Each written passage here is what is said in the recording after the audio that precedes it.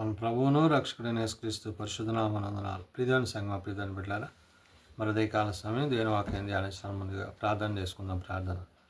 కృపగల తండ్రి, దయగల మహేశాని బంగారు పాదాలకు లెక్కలేని వందనాలు, స్తుతులు, స్తోత్రములు. గతించిన రాత్రి అంతా నీ రెక్కల చాటును కాచి కాపాడి సంరక్షించిన దేవ, ఉదయకాల సమయం సజ్జలు లెక్క నుంచి ప్రార్థించుండగా వాక్యమైన దేవుడు వాక్యం ద్వారా నాతో మాతో మాట్లాడి మీరే మహిమగంతా ప్రభావాలు పొందమని యేసునామమున అడుగుచున్నాను తండ్రి. ఆమేన్.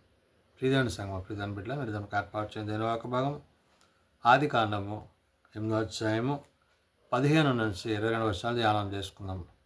ఆది కాండము 8వ అధ్యాయము 15 నుండి 22 వచనంలో ఈ విధంగా రాయబడినవి.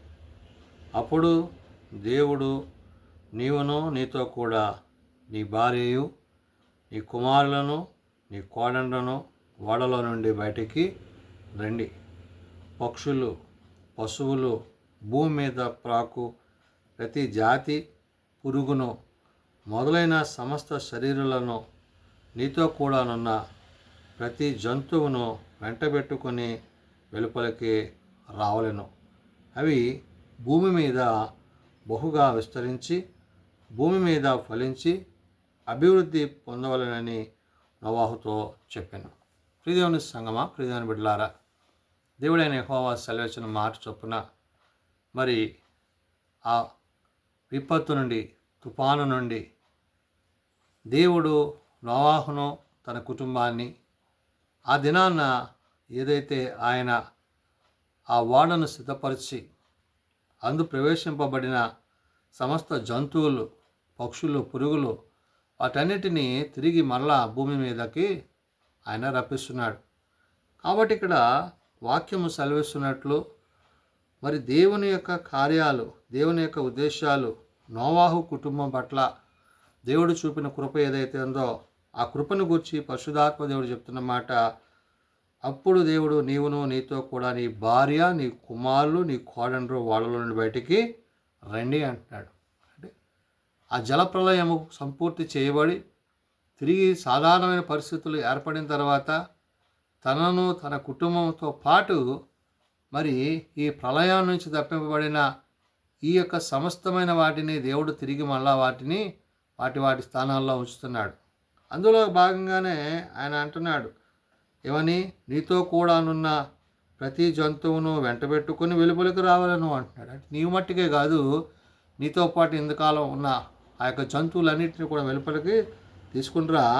అవి భూమి మీద బహుగా విస్తరించి భూమి మీద ఫలించి అభివృద్ధి పొందవాలని నోవాహుతో చెప్పాను. ఫలించి అభివృద్ధి పొందాలి అంటే వాటి సంతానము, వాటి యొక్క జీవనశైలి ఇవన్నీ కూడా దేవుని యొక్క దృష్టిలో, దేవుని యొక్క ఉద్దేశాల్లో అవి కొనసాగింపబడుతున్నాయనే విషయాన్ని గుర్తు చేస్తూ, కాబట్టి నోవాహును అతనితో కూడా అతని కుమారులను, అతని భార్యయు, అతని కోడలను బయటికి వచ్చురు. యెహోవా సెలవిచ్చినట్లు, యెహోవా మాట చొప్పున, యెహోవా మాటను అనుసరించి మరి వారు జీవిస్తున్న వారే ఉన్నారు, నడుచుకుంటున్న వారే ఉన్నారు. అటువంటి కుటుంబాన్ని దేవుడు ఇక్కడ ఏర్పరచుకున్నాడు. అంటే దేవుని మాట వినడము, ఆ వాక్యానుసారంగా వారు నడుచుకోవడము, జీవించడము, ఇవన్నీ కూడా ఆశీర్వాదానికి, దీవెనకి మరి దేవుడు వారికి అనుగ్రహించినవి ఉన్నవి. కాబట్టి నోవాహును అతనితో కూడా అతని కుమారులను, అతని భార్యయు, అతని కోడండును బయటకి వచ్చరి. ప్రతి జంతువును, ప్రాకు ప్రతి పురుగును, ప్రతి పిట్టయు, భూమి మీద సంచరించువన్నీ వాటి జాతుల చొప్పున ఆ ఓడలో నుండి బయటికి వచ్చాను. అంటే ఆయన మాటకి, ఆయన మాటల యొక్క ఉద్దేశానికి ఎంత విలువనిచ్చేవిగా ఇవన్నీ సమస్త సృష్టి ఉన్నదో వాక్యము సెలవిస్తుంది. అంటే దేవుని మాట యందు, దేవుని ఉద్దేశాల యందు, దేవుని ఆలోచనల యందు ఇవన్నీ కూడా మరి ఆ దినాన తన యొద్దకు వచ్చినట్లుగా దేవుడు వాటిని తిరిగి మరలా వాటిని భూమి మీద విస్తరింపజేసినట్లుగా వాక్యము సెలవిస్తుంది. అప్పుడు నోవాహు యెహోవాకు బలిపీఠం కట్టి పవిత్ర పశువులన్నిటిలోనూ, పవిత్ర పక్షులన్నిటిలోనూ కొన్నిటిని తీసుకొని ఆ పీఠము మీద దహన బలిగా అర్పించను అంటున్నాడు. ఎప్పుడైతే దేవుడు తన పట్ల, తన కుటుంబం పట్ల ఆయన కృప చూపించాడో, ప్రేమ చూపించాడో, ఆ ప్రేమకు తగినట్లుగా దేవునికి బలిపీఠాన్ని కట్టి ఆ బలిపీఠం మీద మరి శ్రేష్టమైన వాటిని నోవాహు దేవునికి ఇవ్వడం జరిగింది. అంటే తనతో పాటు ఉన్న ఆ యొక్క సమస్త జంతువులు పక్షులు ఏవైతే ఉన్నావో వాటిలో విలువైన వాటిని దేవునికి ఇచ్చాడు. అందుకే ఇక్కడ వాక్యం చెప్తుంది, అప్పుడు నోవాహు యెహోవాకు బలిపీఠము కట్టి పవిత్ర పశువులన్నిటిలోనూ పవిత్ర పక్షులన్నిటిలోనూ కొన్ని తీసుకొని ఆ పీఠం మీద దహన బలిగా అర్పించినాడు. అంటే ఈ దినాలలోగా అవి ఏమైనాయంటే ఆ ఓడలో ఉండగానే అవన్నీ సంతానాన్ని కలిగి ఫలించి అభివృద్ధి పొందిన తర్వాత వాటిలో శ్రేష్టమైన వాటిని దేవునికి ఇవ్వడం జరిగింది. అప్పుడు యెహోవా ఇంపైన సువాసన ఆగ్రహించి ఇక మీదట నరులను బట్టి భూమి మీద మరలా శపించను. ఎందుకనగా నరుల హృదయాలోచనలు వారి బాల్యం నుండి చెడ్డవి.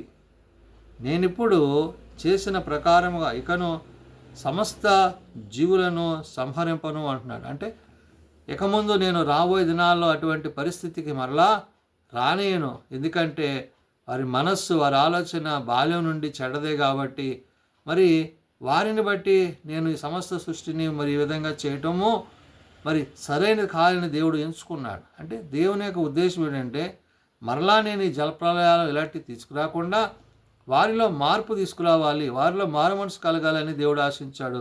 అందుని ఇక్కడ వాక్యం సెలవిస్తుంది, అప్పుడు యెహోవా ఇంపైన సువాసన నాగ్రహించి ఇక మీదట నరులను బట్టి భూమిని మరలా శపించను అంటున్నాడు. అంటే దేవుని యొక్క శాపానికి గురైన ఆనాటి జనాంగము, ప్రజలు సమస్తము నాశనం అయిపోయి ఆ జలప్రలయంలో పూర్తిగా అవన్నీ మరి కొట్టుకుపోయిన పరిస్థితులు. కాబట్టి ఇక్కడ వాక్యం సెలవిస్తుంది, ఎందుకనగా నరుల హృదయాలోచన వారి బాల్యము నుండి చెడ్డది అంటాడు. ఎందుకంటే బాల్యము నుండి అంటే తల్లి గర్భంలో పుట్టక మునిపే నీవు నీ ఆలోచనల చేత పాపం చేత నీవు ఉంటున్నావు కాబట్టి అటు ఆలోచనలు బట్టి నేను వీరిని శిక్షించనని దేవుడు తలంచంటున్నాడు.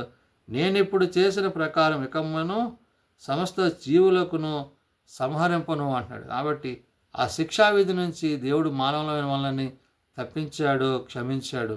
అంత మాత్రమే కాదు, భూమి నిలిచినంత వరకు మరి వేదన కాలమును, కోతకాలమును, శీతోష్ణములను, వేసవి శీతాకాలములను, రాత్రింబగళ్లను ఉండక మానవని తన హృదయంలో అనుకొనెను అన్నాడు. దేవుడు ఏదైతే తన హృదయంలో అనుకున్నాడో, ఏదైతే తన హృదయంలో తలంచాడో, ఏదైతే తన హృదయంలో ఉండాలని దేవుడు ఆశించాడో వాటిని ఆయన నేడు మనకి అనుగ్రహిస్తున్నాడు.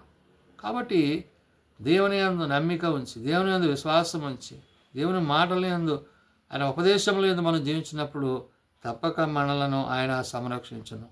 ఆనాడు నోవాహును తన భార్యను, తన కుమారులను, కోడళ్లను కాపాడి సంరక్షించిన దేవుడు నీవు నేడు ఆయన వాక్యమందు నిలిచినట్లయితే నిన్నును నీ కుటుంబాన్ని ఆయన సంరక్షించి కాపాడునని, ఆయన ఇచ్చే నిత్యరాజ్యంలో మనము సదాకాలము జీవించేవారమై ఉండాలని పరిశుద్ధాత్మ దేవుడు మరి ఇక్కడ తెలియజేస్తున్న మాటలు. ప్రార్థన చేసుకుందాం. ప్రేమగల తండ్రి, దయగల ప్రభువా, నీ బంగారు పాదాలు వందనాలు. నిజమైన ఆయన నీ వాక్యం అనుసరించి, నీ చిత్తం అనుసరించి, నీ ఉద్దేశానుసారంగా జీవించుటకు నీ సహాయం దయచేయండి. మేలైన వాటిని, ఉన్నతమైన వాటిని కలిగి సహాయం దయచేయండి. శ్రేష్టమైన వాటిని మీరు అనుగ్రహిస్తూ మమ్మల్ని ముందుకు నడిపిస్తున్నందుకే వందనాలు. దేవానికి స్తుతులు, స్తోత్రములు. ఎక్కడైతే ముగ్గురు నీ నామాన్ని కూడా ప్రార్థిస్తారు అక్కడ నేను ఉంటానన్నాం. అయినా మరి ఈ యొక్క డిసెంబర్ మాసంలో జరుగుతున్న అడ్వెంట్ ఆరాధనలో, వాక్యంలో, విశ్వాసంలో కుటుంబాలను విస్తరపరిచి బలపరచండి. నీ సన్నిధి కాంతి, నీ కాపుదల భద్రత మాపై ఉంచండి. మేలైన వాటిని కలిగి ఉంటకు, చేపట్టకు నీ సహాయము మాకు దయచేయమని అడుగుచున్నాను. ప్రభా, ఏది ఉత్తమమో, ఏది ఉన్నతమో, ఏది నిశ్చితమో తెలియజేస్తూ మీరే మయం పొందమని, మీరు ఆఖరికే మమ్మల్ని సిద్ధపరచమని యేసునామమున అడుగుచున్నాము తండ్రి. ఆమేన్. పరలోకమందున మా తండ్రి, నీ నామము పరిశుద్ధపరచబడును గాక, నీ రాజ్యం వచ్చుగాక, నీ చిత్తం పరలోకమందు నెరవేర్చినట్లు భూమి మీద నెరవేరును గాక. మానవులను మాకు దయచేయము. మళ్ళీ అపరాధం చేసిన వారిని మేము క్షమించిన ప్రకారం అపరాధం క్షమించము. శోధనతో ఏకాదశులు తప్పించము. రాజ్యము, శక్తి, మహిమ నిరంతరము నీవే అన్నావు తండ్రి. ఆమేన్. మన పరమతండ్రి దేవుని ప్రేమ, ప్రభువైన యేసుక్రీస్తు కృప, ఆదరణకర్త అయిన పరిశుద్ధాత్మ సహాయము సదా తోడేండి సంరక్షించును గాక. ఆమేన్.